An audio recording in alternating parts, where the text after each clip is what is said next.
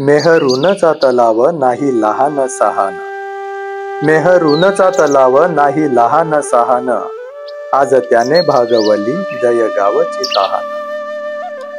या ओळी आहेत खानदेश कन्या बहिणाबाई चौधरी यांच्या कवितेतून मेहरूनच्या तलावाचं कौतुक करणाऱ्या.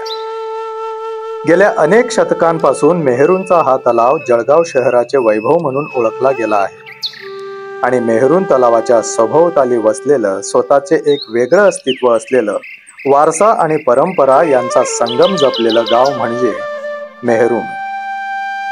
आजही जळगावमध्ये प्रसिद्ध असलेल्या गोष्टींमध्ये मेहरूणचा तलाव आणि मेहरूणची बोरं प्रसिद्ध आहेत. कोणत्याही शहराचा विकास त्याच्या आजूबाजूला असलेल्या गावांच्या आणि उपनगरांच्या सहकार्याने होत असतो. खानदेशमधील जळगाव शहराच्या विकासात सुद्धा असाच मेहरूण या उपनगराचा महत्त्वाचा वाटा आहे. मेहरूण गावात असलेलं हे बुरुज आणि कमान त्याच्या ऐतिहासिक दाखल्याची साक्ष देतं. जळगाव शहराला लागूनच असूनही मेहरूण गाव ते महापालिकेत समाविष्ट झालेलं उपनगर असा प्रवास करताना सुद्धा मेहरूण स्वतःचं स्वतंत्र अस्तित्व जपून आहे. सुमारे 15व्या शतकात मेहरूण गावात लोकवसाहत झाल्याचे म्हटले जाते. तेव्हापासून गावामध्ये 18 पगड जातींचे लोक गुण्या गोविंदाने राहतात. पूर्वी शेतीप्रधान असलेल्या मेहरूण गावामध्ये धार्मिक, सामाजिक, शैक्षणिक आणि आता आधुनिक वातावरण सुद्धा आहे. जळगाव जिल्ह्यामध्ये जळगाव शहरातलं एक मेहरूण, गोडी गुलाबाने राहणारं एक मेहरूण गाव मला ऐतिहासिक आहे.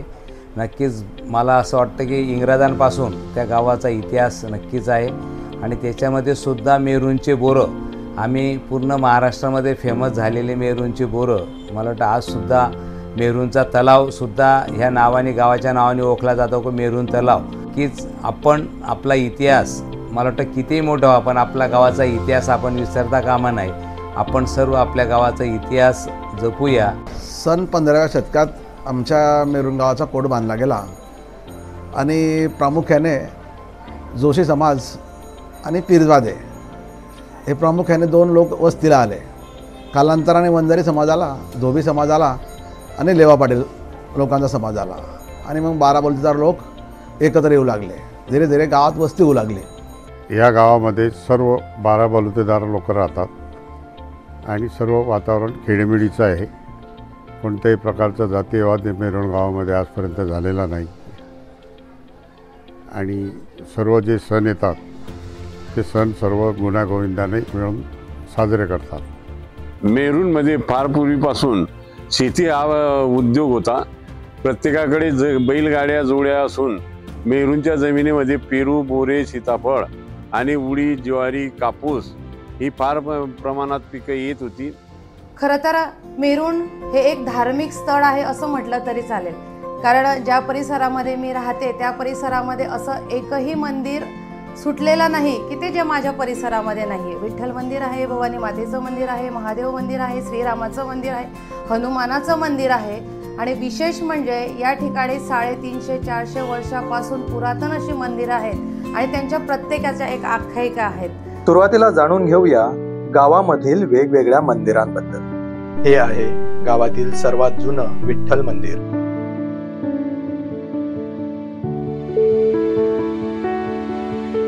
मंदिर तर फार जुनं आहे. 1887 सालाचं बांधकाम झालेलं आहे. 1887 म्हणजे त्याची मशागत कशी केलेली आहे. त्या लोकांनी पहिल्यांदा मातीमध्ये रेडा फिरवायचा, असा गारा व्हायचा, असा मारला म्हणजे चिटकायचा. त्यावेळेला भिंती सर्व मातीमध्ये भिंती येते. या चुना काम करणार नाही अशा भिंती झाल्या तिच्या. मुक्ताबाईच्या प्रेरणेनं हे जेव्हा मुक्ताबाई आपले संत ज्ञानेश्वर महाराजांचे जे जात होते ना, त्यावेळेस बगीच्यामध्ये पण एक मुक्ताबाईचं मंदिर आहे. त्या मुक्ताबाईचं मंदिर आणि हे मूल मंदिर ते मुक्ताबाईच्या प्रेरणेने बांधलेलं आहे.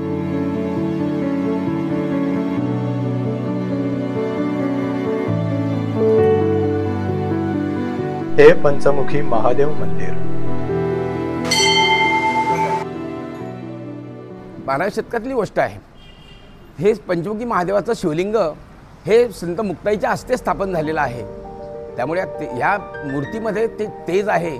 भक्तांना पावणारं आणि नवसाला पावणारं असं हे मंदिर प्रसिद्ध झालं. कैलासवासी बैरागी पाटील यांनी या मंदिराचा जीर्णोद्धार केला आणि त्यावेळेस 900 रुपये खर्च आला होता.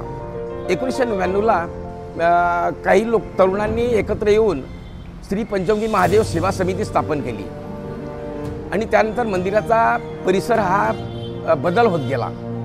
दरवर्षी या मंदिरात श्रावण महिन्यात यात्रा भरल्यासारखं दर सोमवारी भाविकांची गर्दी असते.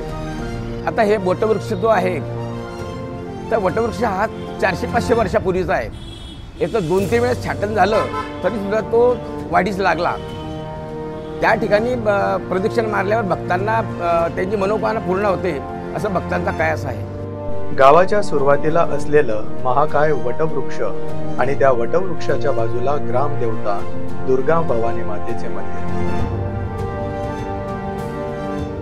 या मंदिराच्या प्रवेशद्वारावरील काळ्या दगडांमध्ये कोरलेले नक्षीकाम अतिशय सुंदर दिसते. मंदिराबाहेरील तुळशी वृंदावन भक्तीचं प्रतीक आहे.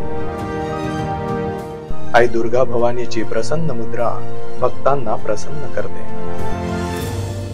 इसवी सन 1656 साली यशवंतराव बळवंतरावजी पाटील, त्याचप्रमाणे सयाजीराव हाबूजीराव पाटील यांनी या मंदिराची स्थापना केली, म्हणजेच बांधकाम केलं.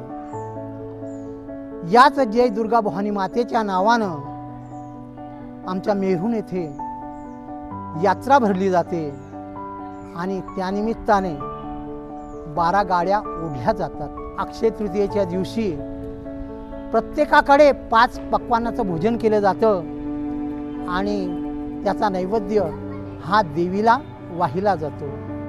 मेहरुणकरांचे आराध्य दैवत प्रभू श्री राम मंदिर.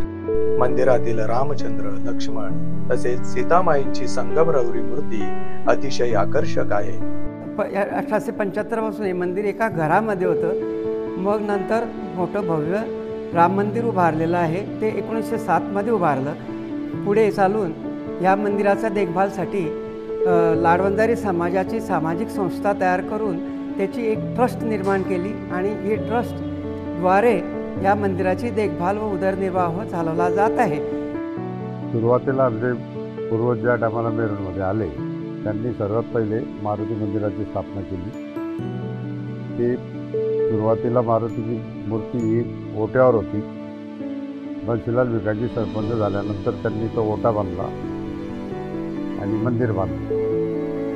तेव्हापासून मंदिरामध्ये त्या मूर्तीची स्थापना झालेली आहे. 1685 साली त्याची स्थापना झाली होती. त्यानंतर कैलासवासी बंशीअप्पा सोनवणे हे सरपंच झाले असता 1964 साली पुन्हा जीर्णोद्धार त्यांच्या हस्ते झालं. पूर्वी या ठिकाणी आता जे मंदिर आहे त्या ठिकाणी खूप भलं मोठं एक वडाचं झाड होतं आणि ज्या टायमाला ते झाड कापलं त्या टायमाला ज्या हनुमानाचं मंदिर जेव्हा उचलायला गेले तर ते मंदिर उचललं गेलं नव्हतं. मग काहीतरी उद्योपन केलं, त्या टायमाला ते मंदिर उचललं गेलं आणि या मंदिरामध्ये स्थापन केलं. फार वर्षांपूर्वी एका पुरामध्ये वाहून आलेला मारुती पाहुण्या मारुती म्हणून प्रसिद्ध आहे. नवीन मूर्तीची स्थापना झाली तरीही जुन्या मूळ मूर्तीचे तेवढ्याच भक्तिभावाने जतन केले जाते. नव्याने बांधण्यात आलेल्या या गणेश घाटामुळे मेहरून तलावाला नवीन रूप मिळाले आहे. या गणेश घाटावरील हे सप्तशृंगी मातेचे पुरातन मंदिर.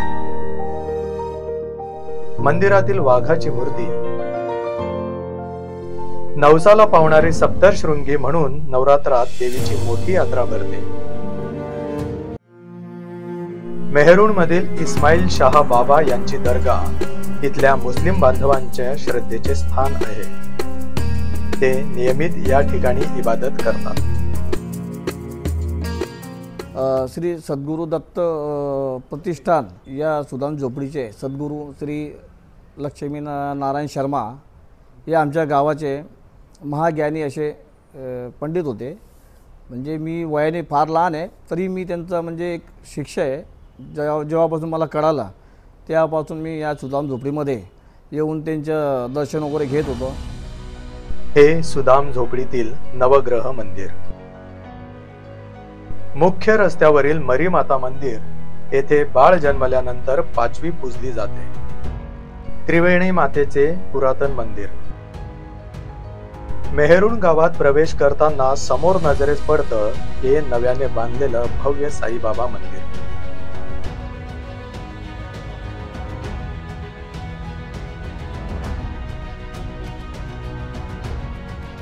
मंदिराच्या आवारात गणपती तसेच हनुमानाचे मंदिर सुद्धा आहे.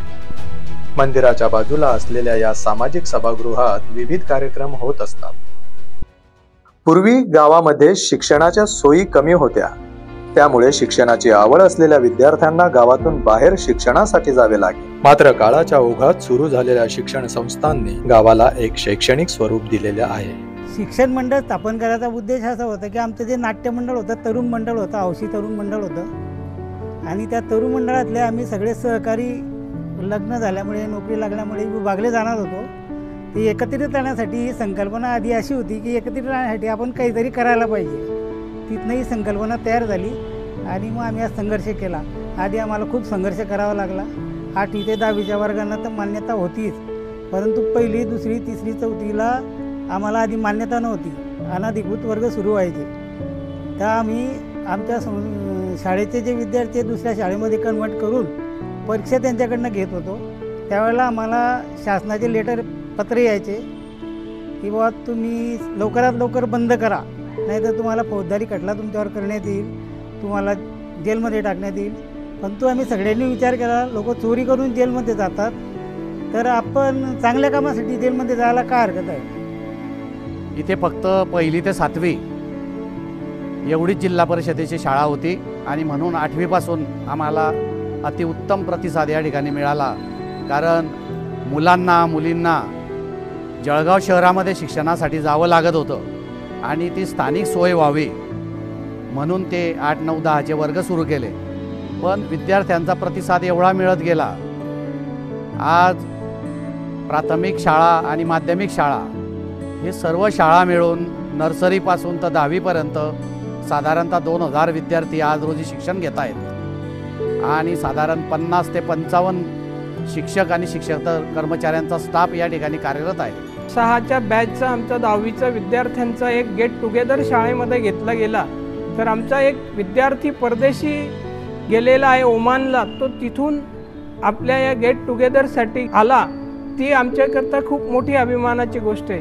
त्याच बॅचचा आमचा एक विद्यार्थी आज देशाच्या संरक्षणासाठी छत्तीसगड राज्यामध्ये नक्षलाईट जो एरिया आहे त्याच्यामध्ये तो काम करतोय.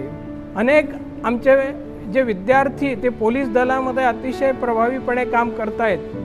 काही विद्यार्थी आमचे RTO आहेत, 2 विद्यार्थी आमचे तहसीलदार आहेत. म्हणजे प्रशासन सेवेमध्ये सुद्धा हे विद्यार्थी आपली चुणीक दाखवत आहे. श्रीराम तरुण मित्र मंडळ संचलित श्रीराम प्राथमिक, श्रीराम माध्यमिक विद्यालय मेहरुण जळगाव या विद्यालयाची स्थापना 1992 मध्ये समस्त लाडवंदरी समाज, श्रीराम मंदिर संस्थान व श्रीराम तरुण मित्र मंडळ संचलित श्रीराम माध्यमिक विद्यालय मेहरुण यामध्ये संपूर्ण समाजाने आर्थिक सहाय्य करून या संस्थेला बरंचसं योगदान दिलेलं आहे. संस्थापक कैलासवासी प्रकाश वसंत वंजारी यांनी या विद्यालय उभारणीमध्ये, पाया उभारणीमध्ये त्यांचा मोलाचा वाटा आहे. तुळजाई संस्थेचे अध्यक्ष श्री भूषणभाऊ लाडवंजारी यांनी 25 कॉम्प्युटर या विद्यालयाला विद्यार्थ्यांच्या ज्ञानात भर पडावी यासाठी संगणक दिलेले आहे. आमची संस्था ही श्री संत ज्ञानेश्वर प्राथमिक माध्यमिक विद्यालय मेहरुण, सप्तशृंगी कॉलनी, रामेश्वर कॉलनी या भागात आमच्या वडिलांनी ही संस्था सुरू केलेली आहे. संस्थेचे उद्दिष्ट एकच होतं की बुवा या ठिकाणी गरिबाच्या मुलांना मोफत शिक्षण दिलं गेलं पाहिजे. हे आमच्या वडिलांचं उद्दिष्ट होतं. ते उद्दिष्टावर आम्ही पाऊल ठेवलेलं आहे आणि आमच्या संस्थेने गेल्या 20 वर्षापासून या संस्थेमध्ये हजारो विद्यार्थी घडवलेले आहेत आणि या ठिकाणी आम्ही आमच्या संस्थेच्या मार्फत दरवर्षी विद्यार्थ्यांना मोफत शिक्षण देण्यावर जास्त लक्ष केंद्रित करत असतो. याच निमित्तानं मी सांगू इच्छितो की आमच्या घुगे पाटील परिवारामध्ये आमचे वडील कैलासवासी झेडन पाटील, ज्यांना सर्व गावामध्ये अण्णा या नावाने ओळखले जात होते. वडील आमचे शेतकरी कुटुंबात जन्माला आले. आमचे वडिलांचे आजोबा शिक्षक होते, परंतु वडील जे आहेत आमच्या वडिलांचे वडील म्हणजे आमचे आजोबा हे शेतकरी होते. आजी पण शेती, दोघंही शेतीमध्ये राबत होते. त्यामध्येच वडिलांचं म्हणजे ती SSC फायनल झालेले होते त्या काळी आणि त्याच्यानंतर त्यांना नोकरी मिळाली आणि ते एरंडोल येथे त्यांची प्रथम नियुक्ती झाली आणि असं करत असताना त्यांचं प्रमोशन होत होत ते तहसीलदार या पदापर्यंत पोहोचले आणि सेवानिवृत्त झाले. मेहरुण गावातील अनेक तरुण तरुणी शिक्षण करून देशातच नव्हे तर विदेशातही नोकरीला लागले आहेत. शिक्षणाविषयी जास्त प्रगती नव्हती इथे, मग त्यांना शिक्षणाच्या माध्यमातून त्यांची प्रगती व्हावी यासाठी आम्ही क्लासेस सुरू केले. हजारो विद्यार्थी बाहेर शिकायला गेले, कोणी इंजिनियर झालं, कोणी डॉक्टर झाले, त्यांना फायदा झाला, याचा मला अभिमान आहे. त्याचबरोबर अनेक खेळाडू या मातीने दिलेले आहेत आणि देत आहे. गेल्या 3 वर्षापासून बॉक्सिंग करते. मी इंटरनॅशनल मॅचेससुद्धा खेळली, नॅशनलसुद्धा खेळली, बट नॅशनलला गेल्यावर ते तिथं हारली. तर इंटरनॅशनलला सिल्वर मेडलिस्ट असताना रिप्रेझेंट केली इंडियाला आणि महिला असल्यामुळे, कधी मुलगी असल्यामुळे समाजामध्ये कसं ते बॉक्सिंग असं आहे की स्पोर्ट्स खेळ ही मुलांचा असतो की त्यामुळे मुलींना खेळू देत नाही. पण मला फॅमिली मेंबर्स माझे ते आहे ते त्यांनी चांगलं सपोर्ट केला आणि मेहरुणवाल्यांनी पण खूप सपोर्ट केला. मेहरुण या गावाच्या जवळच MIDC असल्या कारणाने येथील अनेक स्त्री पुरुष MIDCत कामाला जातात आणि जळगावच्या विकासात मेहरुणमधील MIDCचं खूप मोठं योगदान आहे. मेहरुण गाव हे नगरपालिकेत समाविष्ट करण्या अगोदर MIDCची स्थापना झाली होती आणि सर्वात जास्ती महसूल देणारं गाव MIDC मेहरुण पकडून त्याच्यामुळे मेहरुण गावाला जास्त महत्त्व होतं. आमच्या मेहरुण परिसराला मध्ये असलेलं औद्योगिक वसाहत हे फार महत्त्वाचं आहे, कारण जास्तीत जास्त महसूल हा औद्योगिक वसाहतीतून महापालिकेला मिळतं. म्हणजे एक बूस्टर महापालिकेला मिळतं की ज्याच्या माध्यमातून जळगाव शहरामध्ये कामं केली जातात. हा महत्त्वाचा भाग आहे आणि जवळ असल्यामुळे माझ्या मेहरुण भागातील जे युवक आहेत त्यांना रोजगारासाठी सुद्धा, युवकच नाही तर महिलांना सुद्धा रोजगारासाठी जवळ असल्यामुळे त्यांना सुद्धा रोजगार मिळतो आणि त्यांच्या कुटुंबाचा उदरनिर्वाह या ठिकाणी केला जातो. आमच्या मेहरुणला MIDC जवळ असल्यामुळे आमच्या मेहरुणचा रामेश्वर कॉलनीचा, सुप्रीम कॉलनीचा हा भाग वर्कर असल्याने त्याच्यामुळे जास्त प्रगतिशील आणि विकसित झालेला भाग आहे. ज्यावेळी MIDC मेहरुण गावात तयार झाली त्यावेळी जळगावात सगळ्यात श्रीमंत ग्रामपंचायत मेहरुणची होती. तसेच 1987ला मेहरुण गाव नगरपालिकेत विलीन झालं आणि खऱ्या अर्थाने मेहरुण गावाचा विकास झाला. आता या गावाच्या MIDC मध्ये मेहरुण गावातील रहिवासी फक्त कामालाच जात नाहीत तर मेहरुण वासियांच्या स्वतःच्या कंपन्या सुद्धा या ठिकाणी आहेत.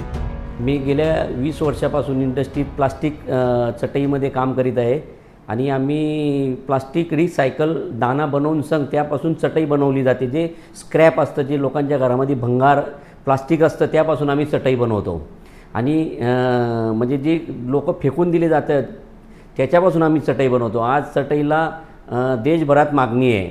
देशभरापासून आपण भारताच्या बाहेरही ती चटई पाठवतो आहे. टाकाऊ प्लास्टिकपासून टिकाऊ चटई बनवतो आहे. मी जवळपास 30 वर्षापासून बिझनेसमध्ये आहे. आमची सुरुवात मेहरुण या गावापासूनच सुरुवात झालेली आहे.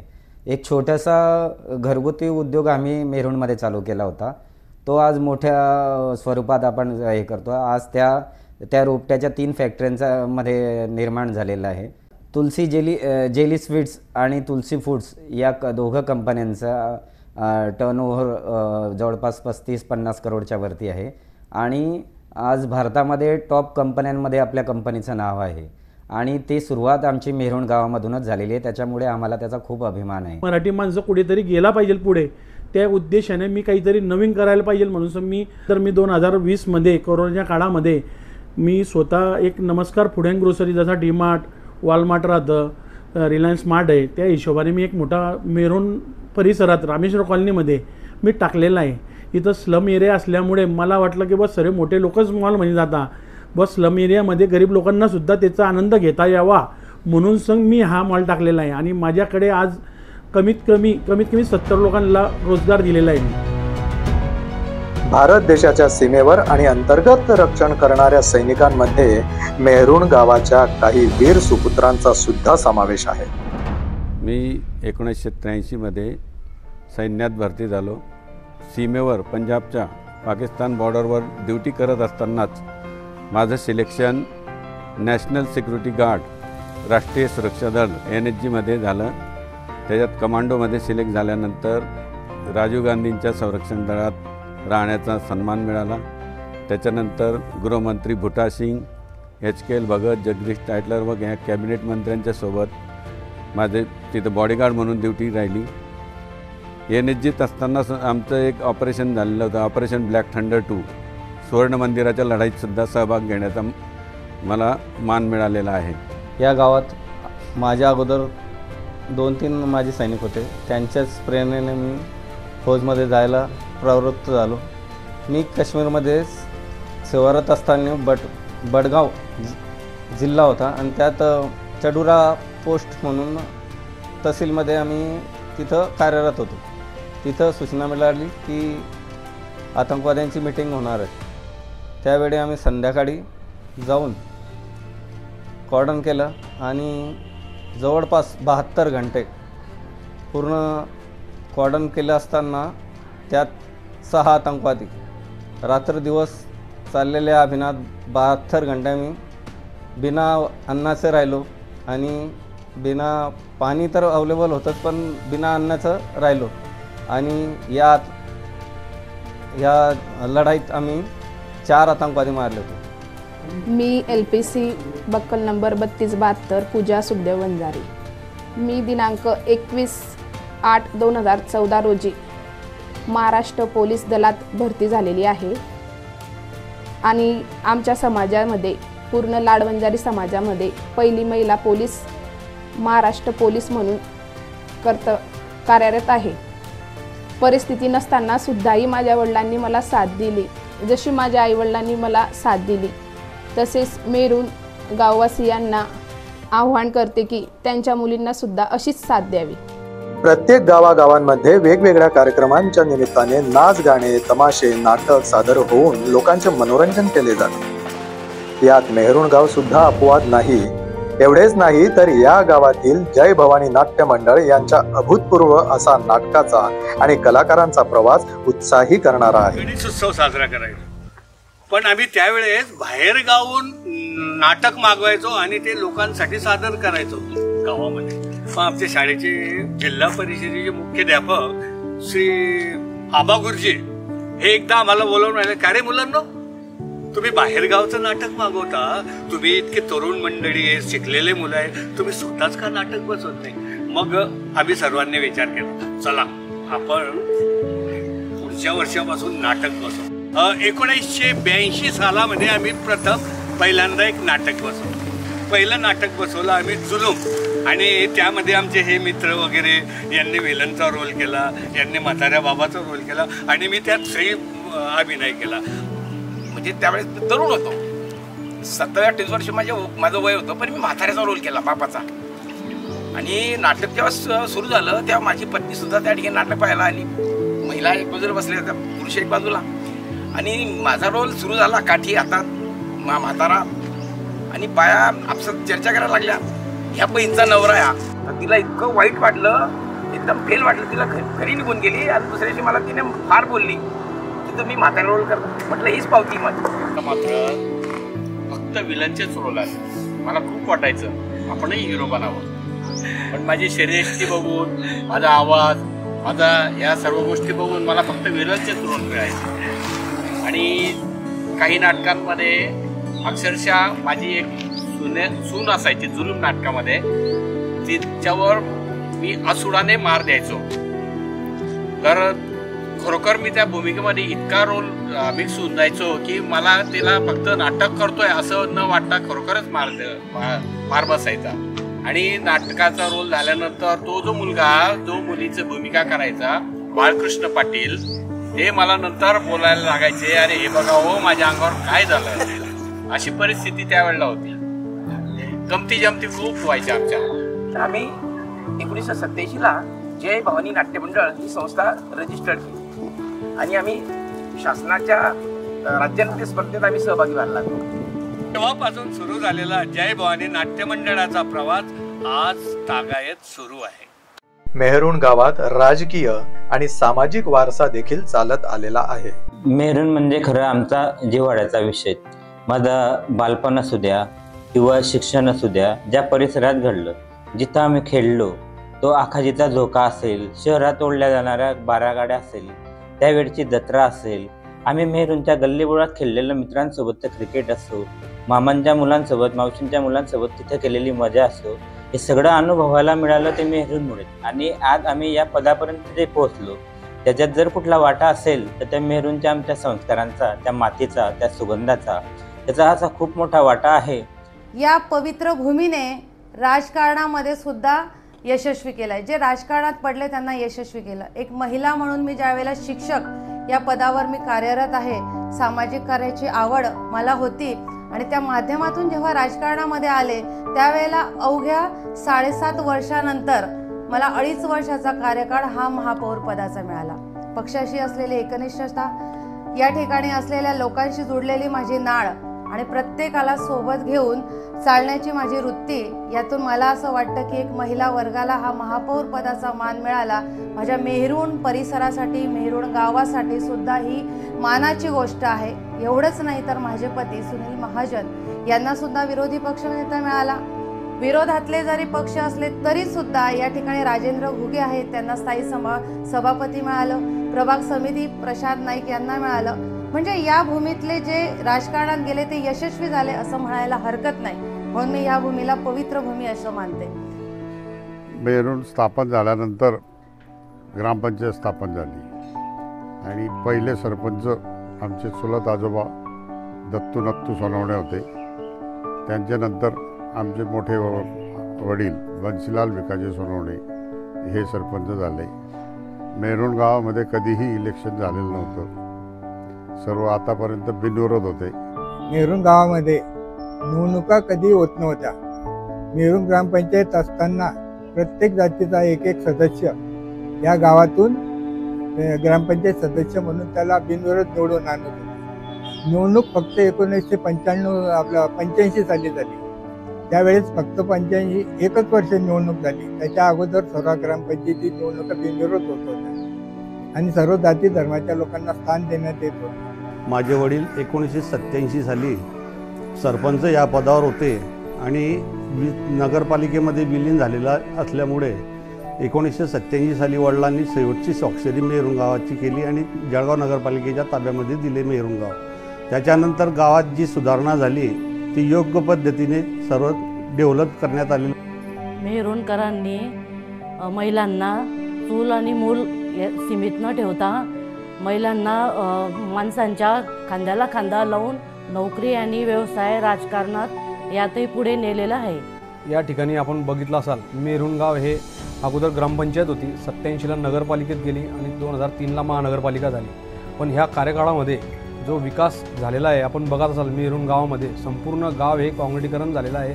या ठिकाणी भुयारी गटरी ड्रेनेजसुद्धा सुरू झालेली आहे. अमृतचं पाणी सुरू झालेलं आहे. LED लाईट ही पूर्ण मेहरुण गावात लागलेली आहे. आपण या ठिकाणी जर फिराल तर जळगाव शहराचा एक भाग हा मेहरुण भाग आहे. पण या ठिकाणी आपण बघाल की हे ग्रामीण भाग नव्हता, पूर्ण शहरामध्ये समाविष्ट झालेला आहे आणि हा शहरी भाग झालेला आहे. मेहरुण गावामध्ये मी पहिला असा व्यक्ती आहे की तो यशदामार्फत गेल्या मागच्या 12 वर्षापासून मी जळगाव जिल्हा परिषद येथे प्रशिक्षक म्हणून भूमिका बजावत आहे. इतक्या या कालावधीमध्ये 12 वर्षामध्ये मी जवळपास 25,000पेक्षा जास्त अधिकारी यांना प्रशिक्षण दिलेले आहे. मग यामध्ये सरपंच असतील, ग्रामसेवक असेल, BDO असेल, त्याचबरोबर डेप्युटी CO असेल, यासारखे विविध अधिकारी कर्मचारी यांना मी गेल्या 12 वर्षात वेगवेगळ्या प्रकारची ग्रामपंचायत विकास आराखडा कसा बनवायचा या संदर्भात प्रशिक्षण दिलेले आहे. ह्याच मेहरुण गावाचं नाव जगाच्या पलीकडे जाण्यासाठी 2008-9 साली म्हणजे आजच्या 16 वर्षापूर्वी मी www.mehrun.com ही वेबसाईट तयार करून मेहरुण गावाचा इतिहास लोकांपर्यंत जगाच्या पाठीवर पोहोचावा यासाठी सुद्धा मी त्यावेळेस काम केलं होतं. तुळजाई फाउंडेशनच्या माध्यमातून गेल्या 15 वर्षभरापासून सामाजिक क्षेत्रात कार्य करत आहे. मग या माध्यमातून मी गोरगरिबांना पुरस्कार देणे, आरोग्य शिबिरं घेणे, गोरगरिबांना धान्य वाटप करणे, त्याचबरोबर गरजेवर मात करणे यासारखे विविध उपक्रम राबवत असताना मला सुद्धा महाराष्ट्र शासनाने 3 वेळा पुरस्कार देऊन सन्मानित केलेले आहे. मेहरुण गावात पोळा, दसरा, दिवाळी साजरी केली जाते. मात्र आखाजी आणि त्या निमित्ताने होणारा भवानी देवीच्या 12 गाड्यांचा उत्सव प्रत्येक मेहरुणकर यांच्या श्रद्धेचा आणि जगण्याचा भाग झालेला आहे.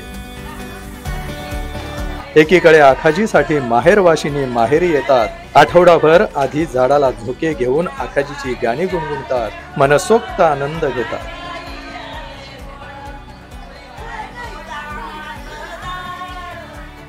म्हणजे मुली माहेरी यासाठी अक्षय तृतीयेची एवढी वाट बघत असताना सर्व महिला खूप आनंदी राहायच्या.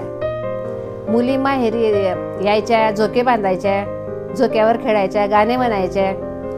आणि घरात आई समजा सांजोऱ्या म्हणून समजा एक जुन्या पद्धतीचं गोड नैवेद्य बनवायचे, घागर भरता किंवा पूर्वजांची पण आठवण आणि भवानी मातेची पण आठवण. त्या दिवशी देवी आपल्याला अक्षय म्हणून सण शेवटपर्यंतचा आशीर्वाद, वर्षभर पुरणारा आशीर्वाद देते. याला अक्षय तृतीया सण म्हणतात.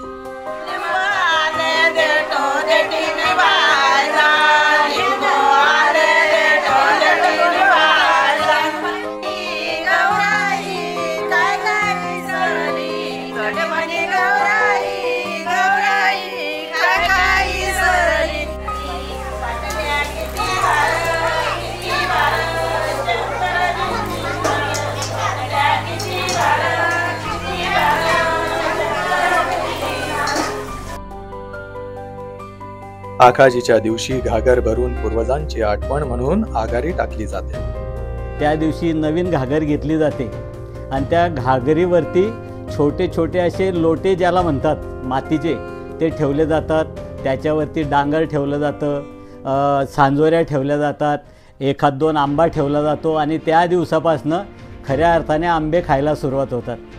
आणि यासोबतच अक्षय तृतीयेला इथे मेहरुण गावामध्ये जास्त करून शेतकरी, आपला कृषीप्रधान देश, आणि शेतकऱ्यांचं नवीन वर्ष 1 एप्रिलपासून आर्थिक वर्ष जसं सुरू होतं त्याचप्रमाणे शेतकऱ्यांचं सुद्धा नवीन वर्ष आखाजीला सुरू होतं.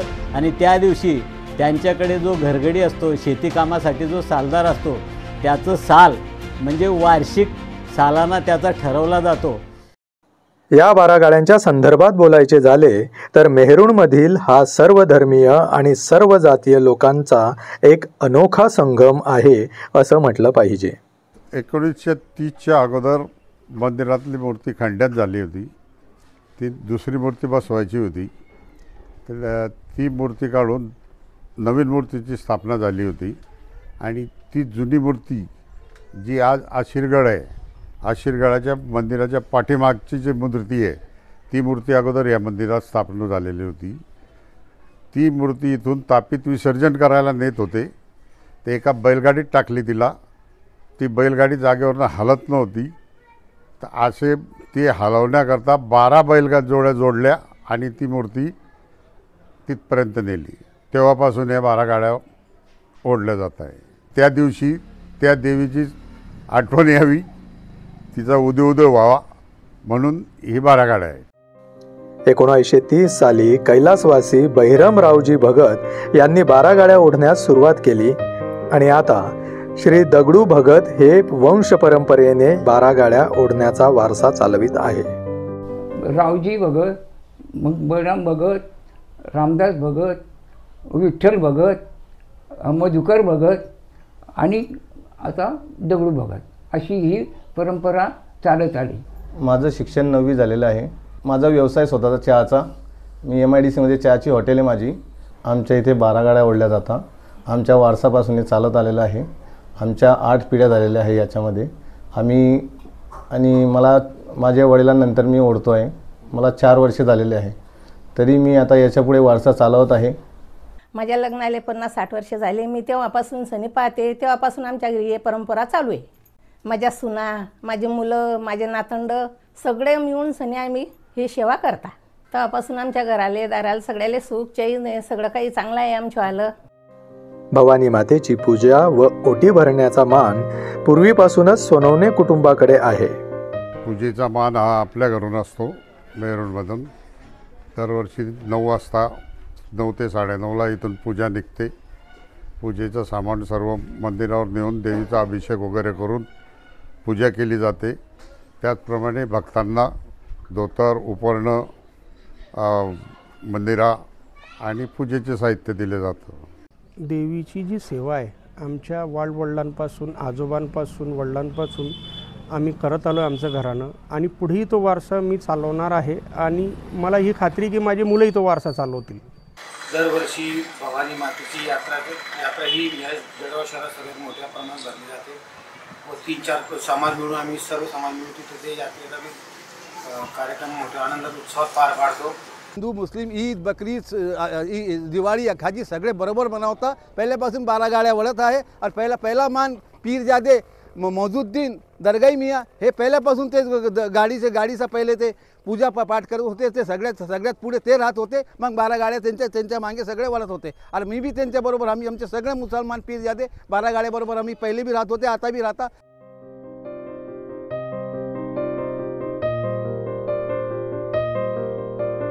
यात्रेच्या दिवशी सुरुवात भक्ताच्या घरी वीर कंगन याची पूजा करून केली जाते. भगत देवीला सर्व निर्विघ्न पार पडावे म्हणून आशीर्वाद म्हणजे ते 5 धातूचं बनवलेलं असतं. त्याच्यात सोनं, चांदी, लोखंड, तांब असे 5 धातूंचं ते कंगन बनवलेलं असतं आणि ते भाडलेलं असतं. मंत्रतंत्रांनी भाडलेलं असतं. तर ते आमची कुलदेवता वाघेश्वरी. तर ते वाघेश्वरीच्या नावाने आम्ही ह्या गाड्या इकडे आल्यावर जवळजवळ 1932 सालापासून ही प्रथा सुरू झाली. नंतर वाजत गाजत वीर कंगन भवानी देवीच्या मंदिरात घेऊन जातात.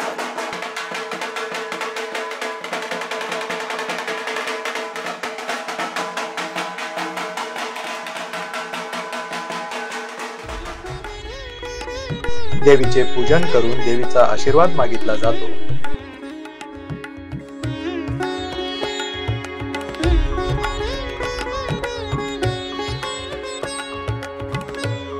मंदिराला प्रदक्षिणा मारून पुन्हा एकदा भगत देवीचा आशीर्वाद मागतात. सोबतच वीर कंगन घेऊन वेगवेगळ्या मंदिरांमध्ये जाऊन आशीर्वाद मागितला जातो. त्याला आवतन देणे असे म्हणतात.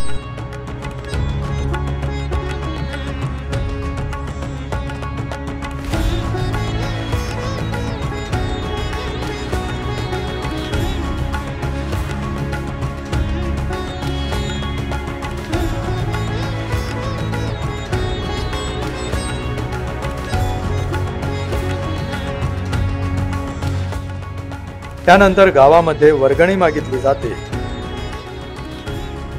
सर्व जाती धर्माचे लोक यात यथायोग्य मदत करतात.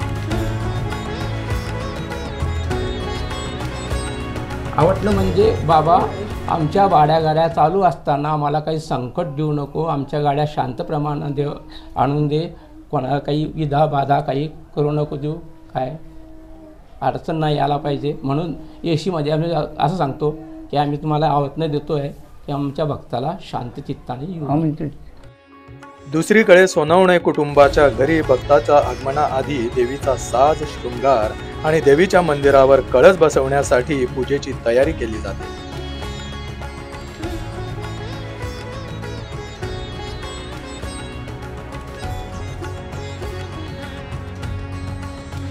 वाजत गाजत भगत वीर कंगन घेऊन सोनवणे कुटुंबाच्या घरी येतात.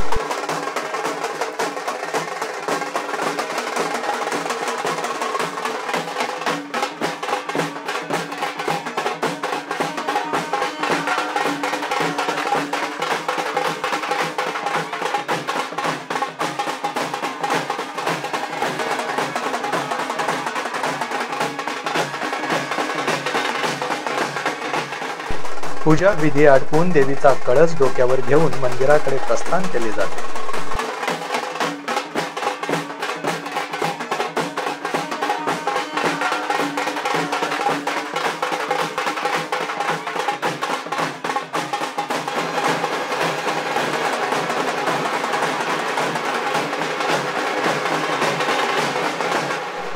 मंदिराकडे जाताना रस्त्यात लागणाऱ्या पाहुण्या मारुतीच्या मंदिरामध्ये सोबत आलेले भवानी मातेचे सोंग नाच करून मारुतीचा आशीर्वाद मागतात.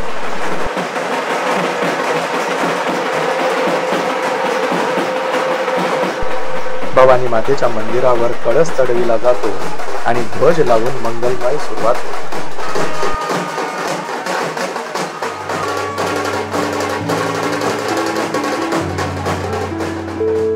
मंदिराबाहेर भक्तगण मंदिराच्या गाभाऱ्यात देवीचा साज शृंगार पूर्ण करून आरतीसाठी वाट पाहतात.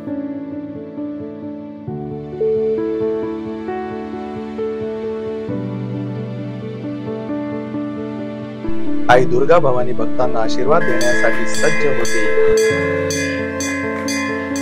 देवीचे पूजन करून देवीचा आशीर्वाद मागितला जातो.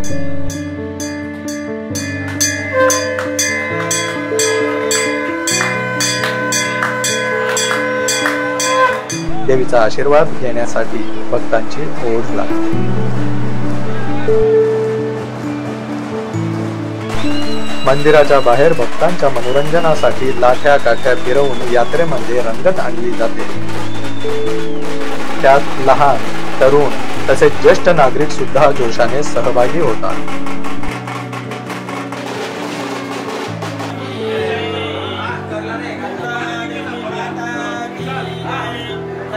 तिकडे त्रिवेणी मातेच्या मंदिरात सुद्धा कळस बसवून ध्वजारोहण केले जाते.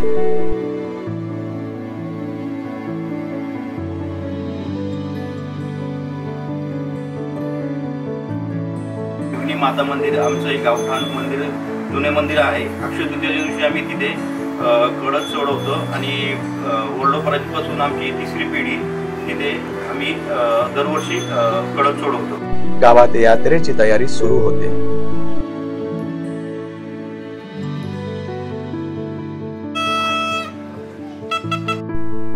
दोन दिवसांपूर्वी 12 गाड्या ओढण्यासाठी आणलेल्या बैलगाड्यांची डागडुजी करून त्यांना रंगरंगोटी केली जाते.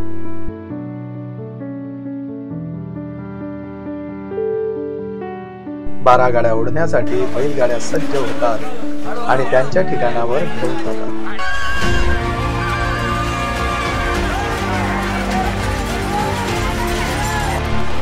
त्यानंतर 12 गाड्यांच्या परंपरेनुसार भगत वेगवेगळ्या समाजातील म्हणजे सुतार, वंजारी, धोबी आणि न्हावी यांच्या घरी जाऊन त्यांना निमंत्रण देतात.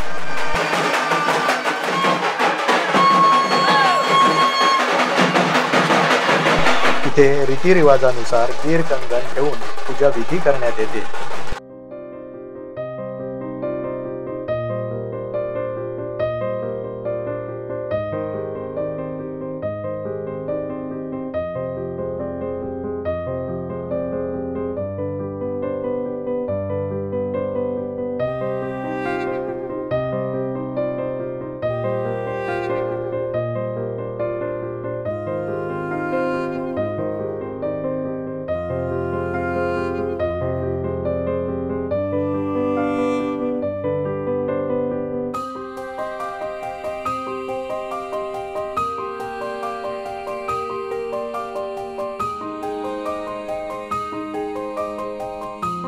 त्यावेळी भक्ताच्या अंगामध्ये भक्तीचा संचार होतो आणि भारावलेल्या अवस्थेमध्ये भक्ताला पुढील तयारी करण्यासाठी पुन्हा एकदा घरी घेऊन जातात.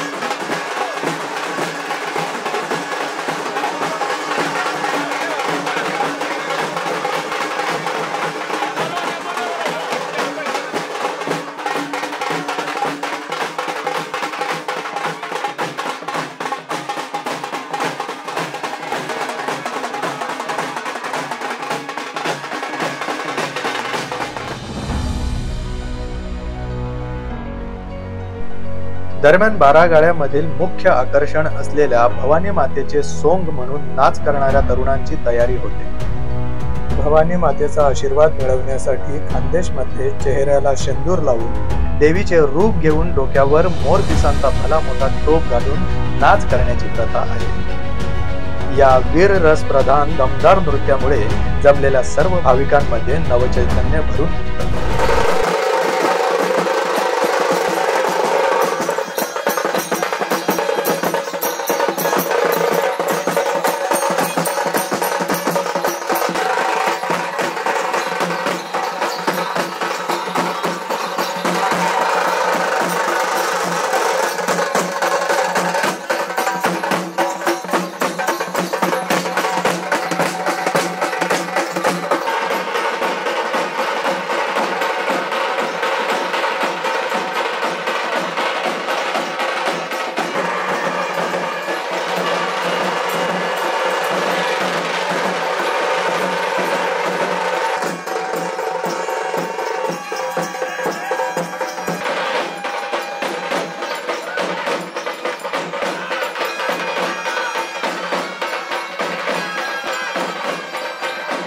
सोबतच काही गोंधळी मंदिराजवळ देवीचा जोगवा मागतात।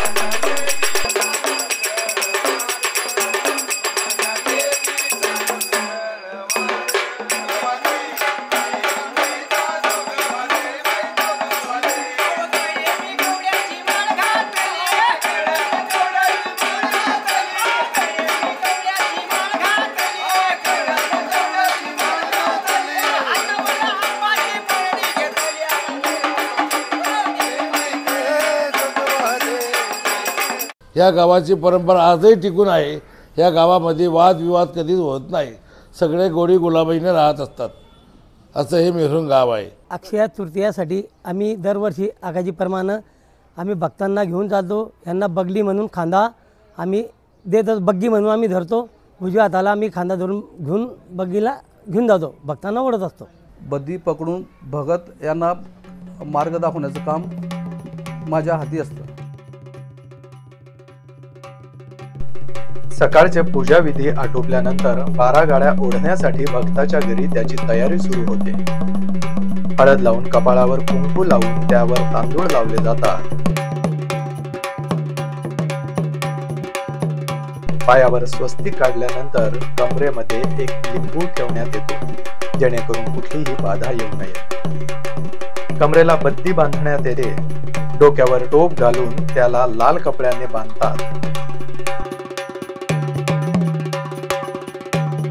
त्यानंतर पूजा करून भक्ताला बीर कंगन घालण्यात येते। हे बीर कंगन घातल्यानंतर भक्ताच्या अंगात देवीचा संचार होतो अशी मान्यता आहे।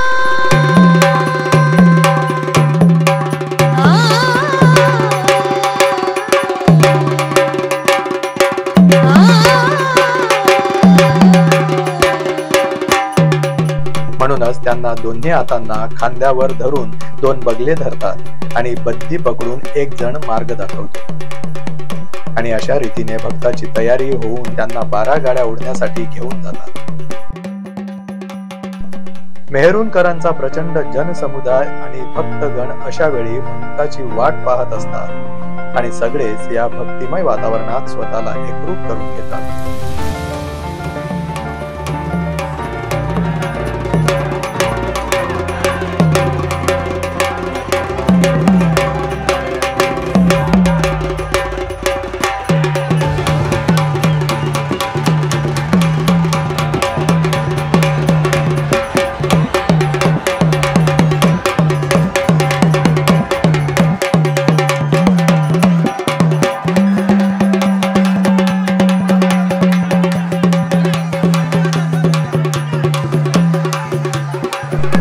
प्रथेप्रमाणे मार्गात येणाऱ्या पाहुण्या मारुतीला 5 प्रदक्षिणा घालण्यात येतात।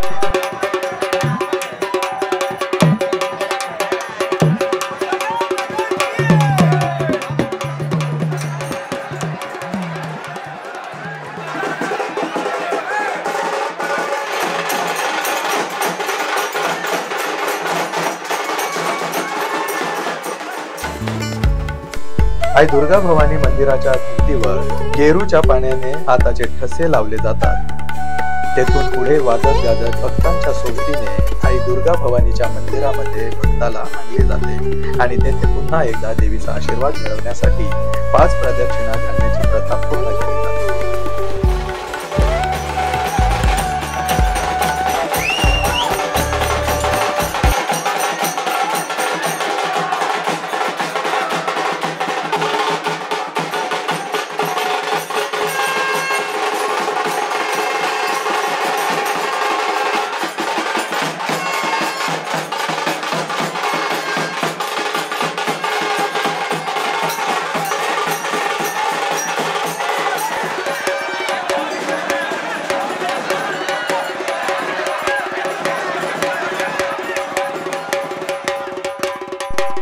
परिसरातील महिला भक्तगण भक्ताला औक्षण करतात.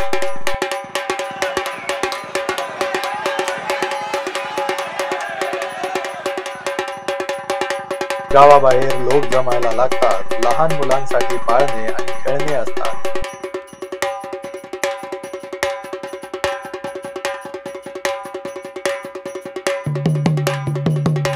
मेहरूणला यात्रेचे स्वरूप प्राप्त होते. प्रचंड जनसमुदाय 12 गाड्यांचा आनंद घेण्यासाठी भक्ताची वाट पाहत असतात.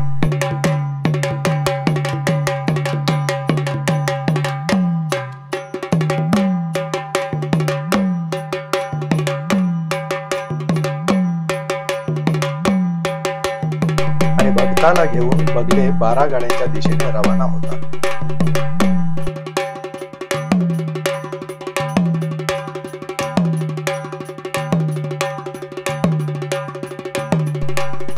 भवानी देवीचे सोंग देवीकडे येतात आणि लोकांना कळते की लवकरच 12 गाड्या देवीच्या मंदिराकडे येणार आहेत. आणि तो क्षण येतो ज्या क्षणात सगळे वाट पाहत असतात. बघत 12 गाड्या उभे येतात.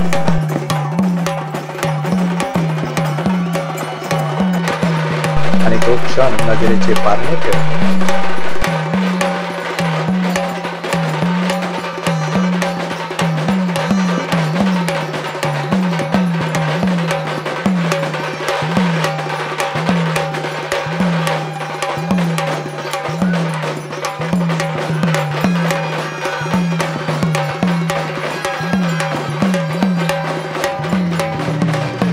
भक्तीच्या या भवसागरात देवीचा उदो उदो होतो.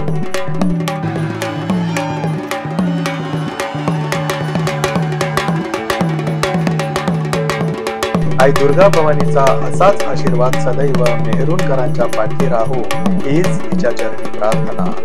बोला दुर्गा भवानी माता की जय.